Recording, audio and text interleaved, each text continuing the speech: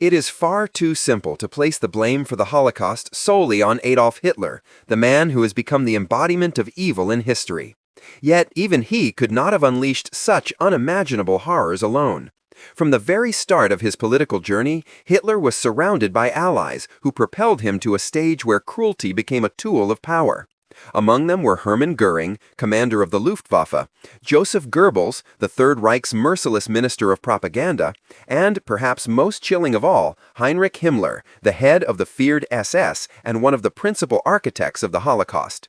Today, we will peer into the life of Himmler, tracing the trajectory of a man whose ideas and actions led to the deaths of millions and whose influence left an indelible mark on the darkest chapter of human history. This is the story of one of history's most terrifying figures. Welcome to Wars of the World. Heinrich Himmler was born on October 7, 1900, in Munich, Germany, into a conservative, middle-class family deeply rooted in Bavarian tradition. His father, a strict educator, and his devoutly Catholic mother instilled discipline and moral duty, yet both maintained connections to the remnants of the German monarchy. Heinrich was named after his godfather, Prince Heinrich of Bavaria, symbolizing a subtle expectation that he carry on a legacy of respectability and influence. Early on, Himmler displayed a keen intellect. He excelled academically at the cathedral school in Salvatorplatz and later attended the grammar school in Landshut, where his father held the position of deputy principal. However, intellectual achievement was only half the measure in these European schools. Physical prowess was equally prized, and here young Heinrich often struggled. Chronic stomach pains and general ill health limited his participation in sports and other activities, leaving him feeling isolated from his peers. During his first year at Salvatorplatz, he reportedly missed close to 150 days of school due to illness, prompting his father to intervene with extra lessons during holidays to ensure his education remained on track. Yet, when able, Himmler made a visible effort to engage in vigorous exercise, as if trying to defy the limitations imposed by his fragile health. His father's expectations weighed heavily on him. Scholars and historians have speculated that the stress of meeting such high standards contributed to the recurring ailments that plagued Himmler throughout his youth. Even so, he displayed an acute sense of observation.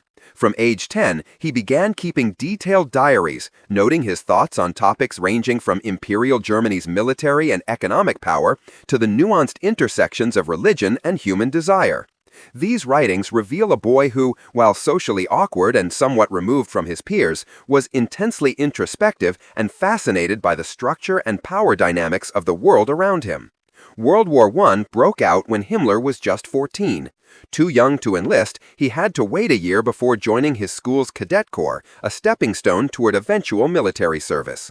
Like many young Germans of the time, he was captivated by stories of valor and national pride, longing to take part in the campaigns that would define his nation. Yet, the enthusiasm he expected from those around him was often absent, leaving him frustrated and underscoring the naivete of a boy who imagined glory while remaining largely shielded from the true horrors of war. Despite the patriotic fervor that swept through Germany, Himmler's family endured the same hardships as countless others.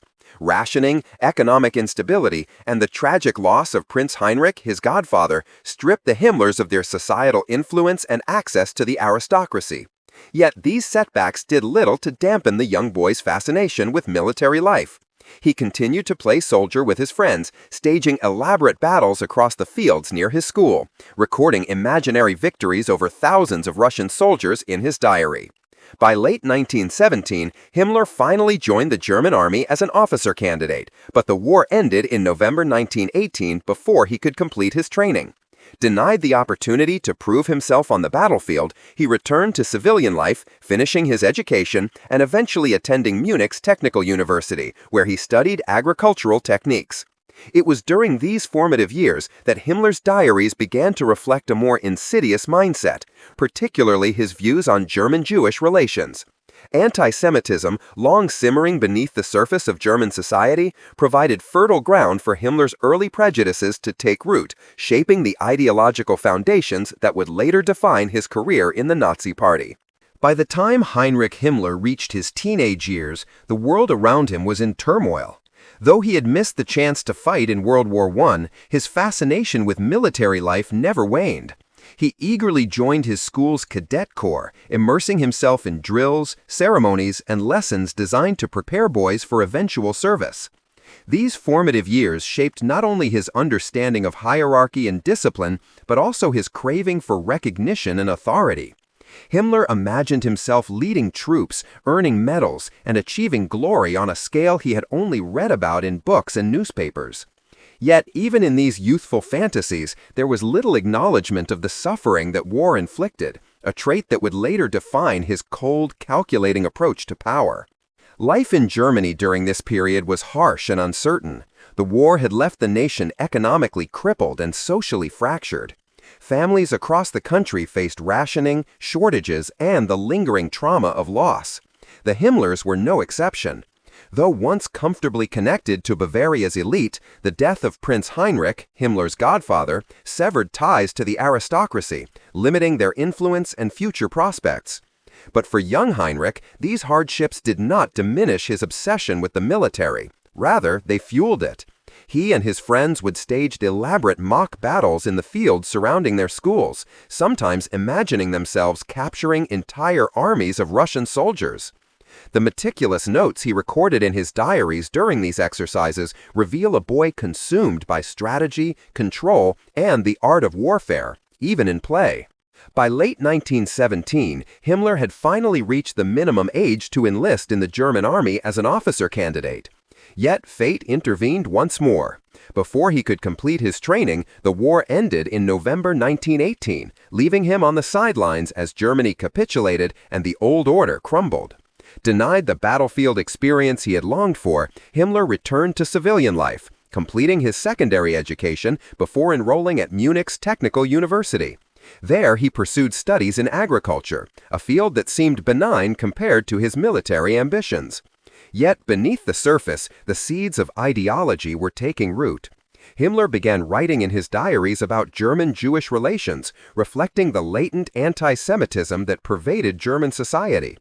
He and his classmates often segregated themselves from Jewish students, viewing them as outsiders, a perspective that would later harden into the racial doctrines central to Nazi ideology. It was in the chaos of post-war Germany, amid political upheaval and social unrest, that Himmler's path would converge with the growing Nazi movement. By August of 1923, the National Socialist German Workers' Party, a small but increasingly vocal political group, captured his attention. Drawn by their militaristic structure, nationalist rhetoric, and promise of restoring Germany's former glory, Himmler joined their ranks. At the time, the Nazi Party relied heavily on disciplined, uniformed groups to maintain order and intimidate opponents. One of the earliest of these was the Sturmabteilung, or SA, better known as the Brown Shirts. These men were trained to provide security at rallies, enforce party discipline, and, when necessary, confront political adversaries with violence. Himmler, having missed the war yet yearning for the camaraderie and structure of the military, found the SA's environment intoxicating. Here was a disciplined, hierarchical world that mirrored the army he had long admired. However, he quickly recognized the potential to carve out something more elite, more organized, and far more loyal to the party leadership. Within the SA, there existed smaller units assigned to specialized duties, one of which was the Saalschutz, or Hall Security, later known as the Schutzstaffel, the SS. Initially tasked with protecting party meetings and leaders, the SS would, under Himmler's vision, evolve into the most feared and efficient organization of the Nazi regime. In these early days, the SS was overshadowed by the larger and more aggressive SA, and leadership was in flux. Julius Schreck first commanded the unit, followed by Josef Berchtold, and later Erhard Heiden, under whom Himmler was appointed deputy. Even at this stage, Himmler's keen organizational mind became evident. He meticulously recorded procedures, monitored loyalty, and studied how to structure a force that could operate with efficiency, secrecy, and discipline. His ability to navigate internal politics, combined with a ruthless determination to elevate the SA above its SA counterparts, set the stage for his meteoric rise within the Nazi hierarchy. By 1927, Himmler had positioned himself as the SS's driving force, emphasizing unwavering loyalty, strict discipline, and a vision that extended beyond mere security duties. He married Margareta Boden in 1928, a woman who shared his anti-Semitic views, reinforcing the ideological and personal alignment that would shape his future decisions. With the SA increasingly unruly and the party seeking tighter control, Himmler's SS became indispensable, proving its worth not just in protecting leaders, but in exemplifying the ideals of a new, disciplined, and ideologically pure elite. As the 1920s unfolded, Germany was a nation struggling to regain its identity. The scars of defeat in World War I ran deep, with political instability, economic hardship, and social unrest creating a volatile landscape. It was in this chaotic environment that Heinrich Himmler's ideas began to crystallize. University life in Munich offered him more than just academic training in agriculture. It provided a fertile ground for observation, reflection, and the reinforcement of his emerging ideology. Here, in lecture halls and student gatherings, he and his peers cultivated a worldview that separated themselves from those they deemed outsiders, particularly Jewish students. Segregation in social circles, coupled with heated debates over national policy, planted the seeds of a worldview in which racial purity became paramount, a theme that would dominate his life in the years to come. The rise of anti-Semitism in post-war Germany offered Himmler an outlet for his ambitions and beliefs. Germany, humiliated by the Treaty of Versailles, sought scapegoats for its suffering. Economic collapse, hyperinflation, and political upheaval were blamed on external enemies, real and imagined, and Himmler embraced the narrative that Jews were central to the nation's misfortune. Through diaries and private correspondence, he explored these ideas with meticulous care, viewing the Jewish community as alien to the German ideal. These thoughts were not merely personal prejudices, they were the groundwork for policies that would later facilitate systematic oppression on an unimaginable scale. By August 1923, Himmler's ideological leanings aligned with the National Socialist German Workers' Party, a group that promised to restore Germany's pride while creating a disciplined, militaristic society. His attraction to the Nazis was not just political, it was deeply structural. They provided a hierarchy, a system of loyalty, and a framework for transforming ideology into action. It was a perfect arena for someone like Himmler, whose mind thrived on order, detail, and precision. He joined the party at a time when it was still relatively small, but growing in influence, and began to recognize the importance of creating units that could act both as protectors and enforcers of party ideals. The Sturmabteilung, the SA or brown shirts, were the early embodiment of this principle. Their aggressive tactics and street-level enforcement gave the party visibility and intimidation power. Yet, Himmler saw that the SA, while numerous and violent, lacked the discipline and loyalty required to execute the party's deeper ambitions. Within this environment, the SS, or Schutzstaffel, began to take shape. Initially a small unit tasked with protecting party leaders and events, it was under Himmler's guidance that the SS began evolving into an elite, tightly controlled force. His attention to hierarchy, uniformity, and the psychological molding of men transformed the SS from a mere security detail into a symbol of ideological purity and obedience. Himmler's marriage in 1928 to Margareta Boden further cemented his ideological and personal alignment. She shared his anti-Semitic views, reinforcing the household as a reflection of the values he would later enforce across the SS. These personal relationships were more than companionship, they were ideological partnerships, strengthening Himmler's resolve to shape society according to his vision. By the late 1920s, internal politics within the Nazi Party tested Himmler's strategic abilities. Leadership of the SS changed hands multiple times, and friction with the SA threatened its autonomy. Yet, Himmler's meticulous planning and organizational skill allowed him to navigate these challenges with precision. He implemented strict rules, enforced loyalty, and emphasized the moral and racial superiority of SS members, distinguishing them from the often morally lax SA. This dual strategy of discipline and ideological indoctrination not only preserved the SS, but elevated it above other party organizations, making it indispensable to Hitler and the Nazi leadership. These years of careful observation, strategic positioning, and ideological solidification laid the foundation for Himmler's rise. By 1929, Himmler's efforts were recognized. He assumed full command of the SS, earning the title Reichsführer SS. Now at the helm, Himmler had the power to mold the SS into an instrument of ideological enforcement and, eventually, the engine of the Holocaust itself. Every decision, from uniforms to internal intelligence, reflected his vision of a militarized, racially pure elite capable of executing the party's most ambitious and sinister plans. Himmler's early years, his university experiences, and his initial involvement with the Nazi Party were far more than preparatory steps. They were the crucible in which the ideology and organizational mastery that would define the Third Reich were forged.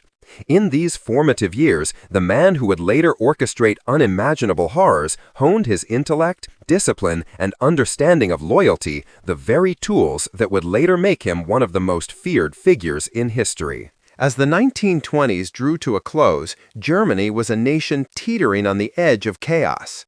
Economic instability, political violence, and social unrest created a fertile ground for radical ideas. Within this volatile environment, Heinrich Himmler's star was quietly rising. His involvement with the Nazi Party's paramilitary units became the crucible in which his organizational genius and ideological ruthlessness were forged. The Sturmabteilung, or SA, known as the Brown Shirts, had become the party's most visible enforcers. They patrolled rallies, intimidated opponents, and engaged in violent street battles with communists and political adversaries. For a young Himmler, the SA offered the military structure and camaraderie he had long sought. But he quickly recognized their limitations. Discipline was inconsistent, loyalty often fickle, and their violent excesses sometimes undermined the party's broader ambitions. Himmler saw an opportunity. Within this environment, a smaller, elite, and rigorously trained unit could emerge, one loyal not just to the party, but directly to Hitler himself. This unit was the Schutzstaffel, or SS.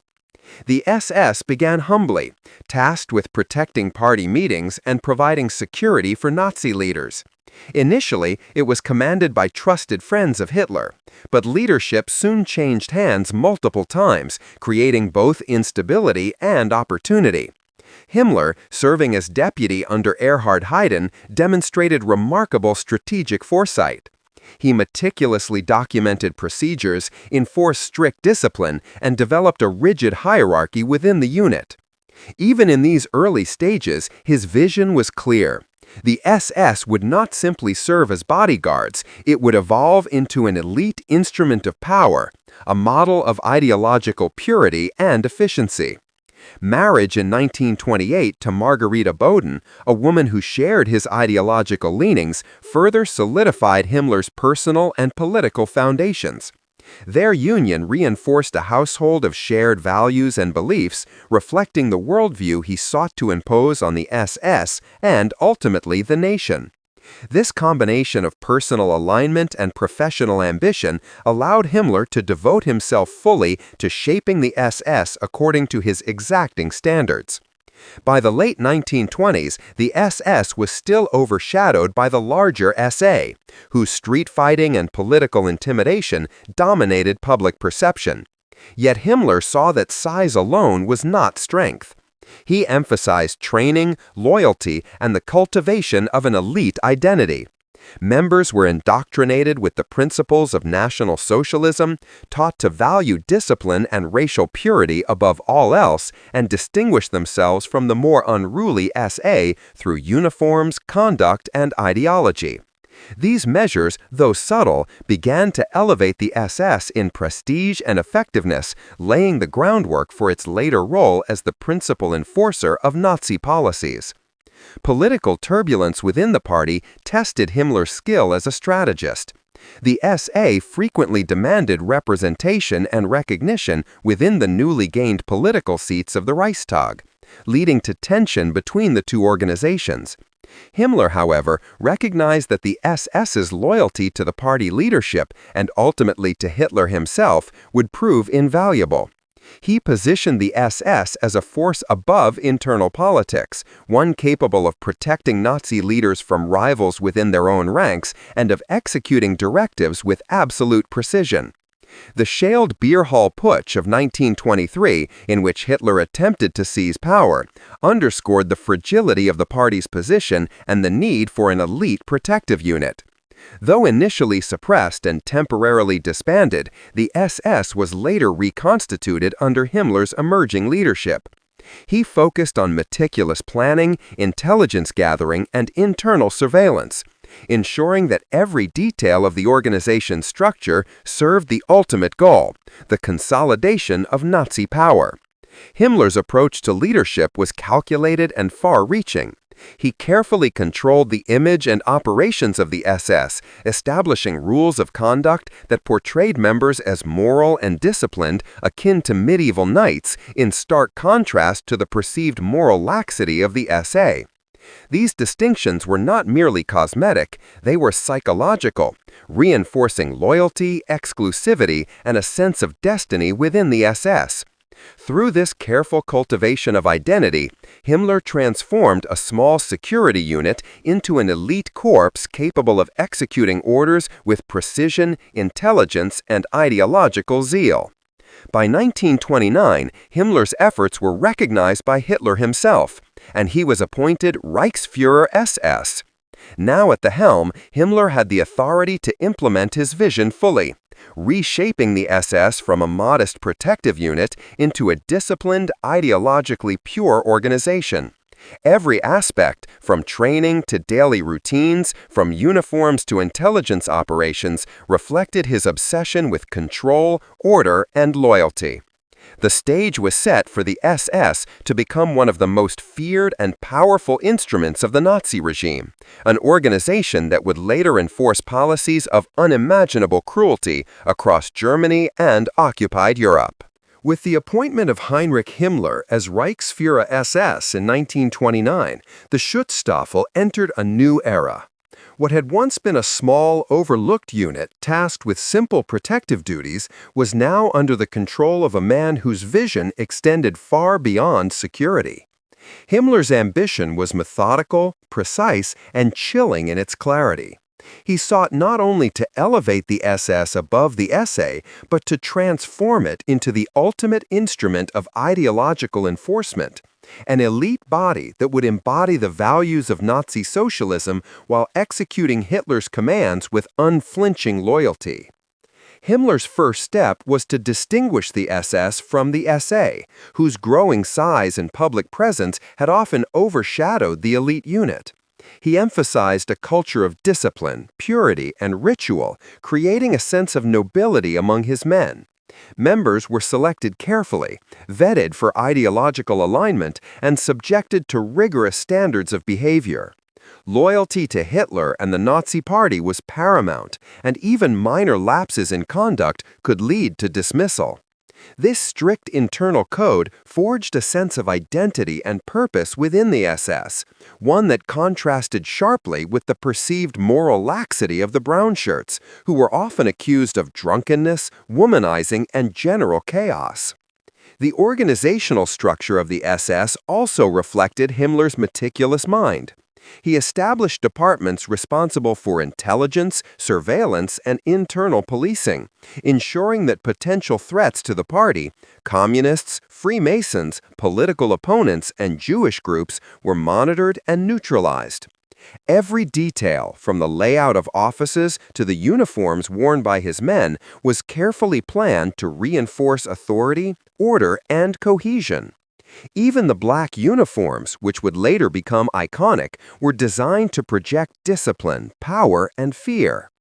By the early 1930s, as Germany sank deeper into the economic devastation of the Great Depression, the Nazi Party's message of restored national pride and strength resonated with the populace.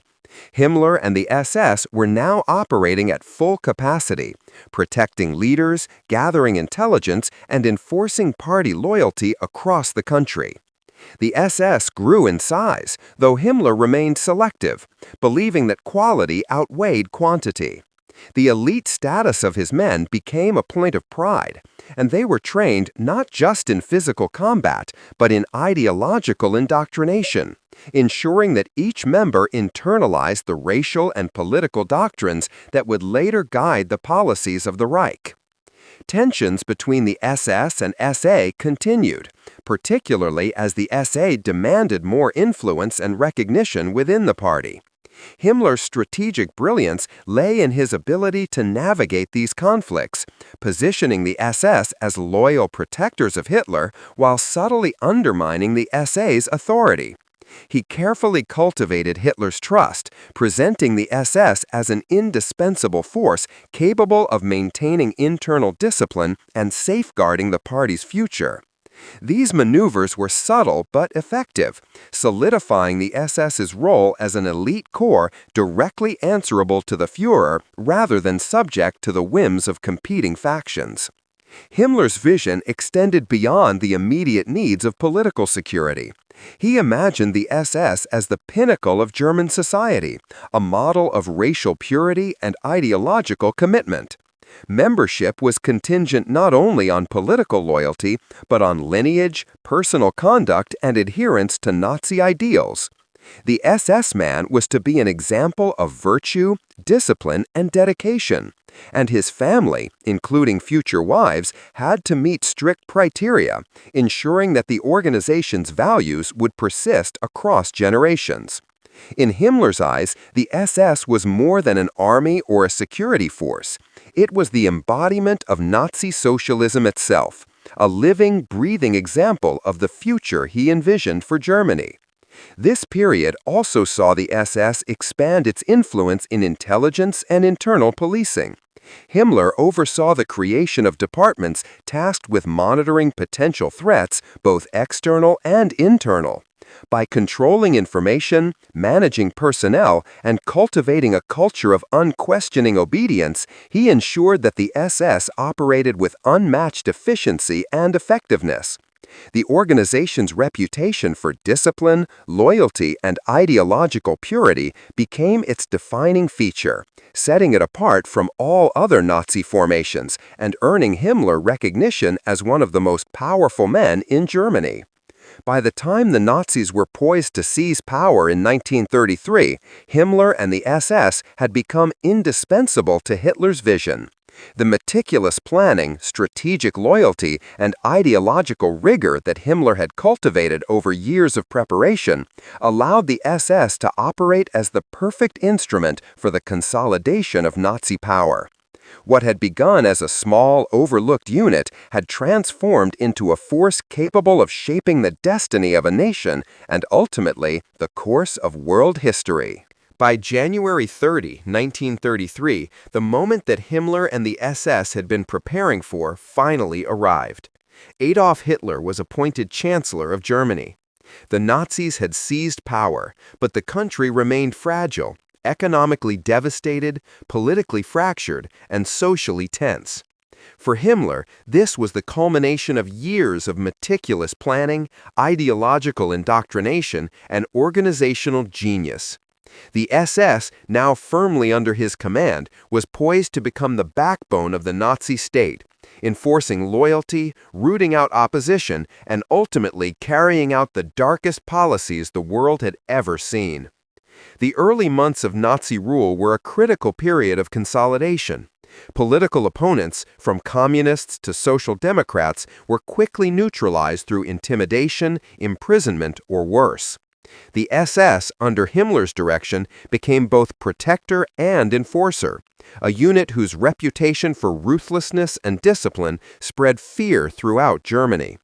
Unlike the SA, whose excessive violence had sometimes alienated the public, the SS operated with precision, its actions calculated to maximize efficiency and ideological control.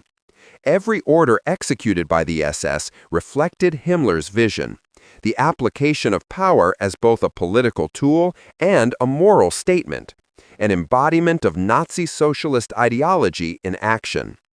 Himmler's obsession with racial purity and loyalty intensified during this period.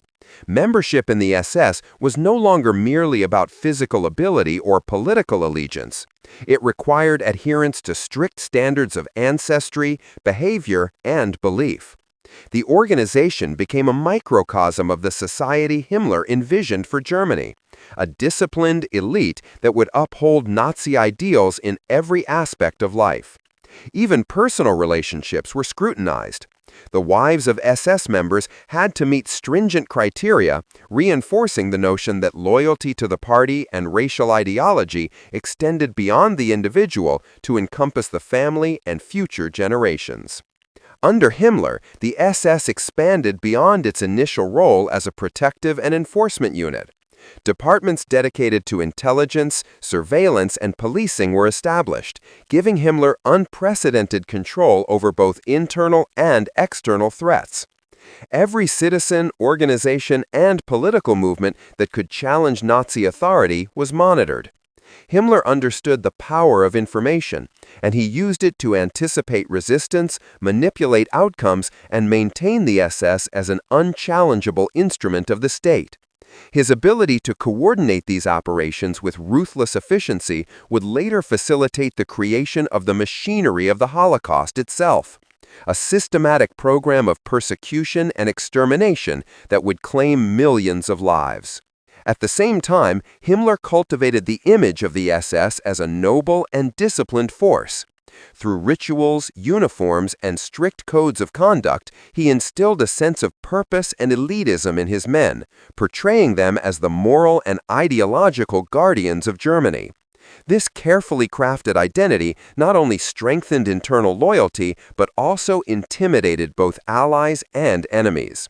The SS became synonymous with power, fear, and unyielding discipline, a reputation that would ensure its central role in Hitler's regime. As Germany sank further into economic and social crisis, the Nazi message resonated more widely, attracting new recruits and consolidating political power. Himmler's meticulous planning, combined with the unwavering loyalty of the SS, allowed the Nazis to suppress dissent, manipulate public perception, and entrench their authority. The SA, once a dominant force, was sidelined, and the SS emerged as the elite core of the party, a disciplined and ideologically unified force capable of executing Hitler's vision with precision.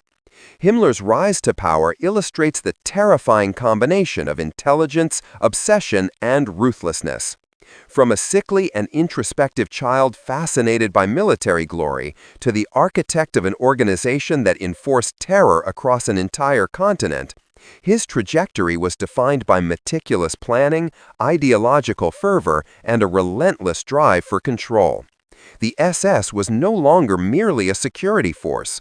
It was the machinery through which Nazi Germany would implement its most ambitious and horrifying policies, from surveillance and policing to the orchestration of genocide. At the mid-1930s, the stage was set. Heinrich Himmler, once a quiet, awkward boy with dreams of military distinction, had become one of the most powerful men in the Third Reich. Through discipline, cunning, and ideological zeal, he had transformed the SS into the ultimate instrument of control, ensuring that when the Nazis unleashed their campaign of terror across Europe, the organization he built would execute it with ruthless efficiency. The story of Heinrich Himmler is a chilling reminder of how intellect, ambition, and ideology, when twisted toward evil, can shape the course of history and leave scars that endure for generations.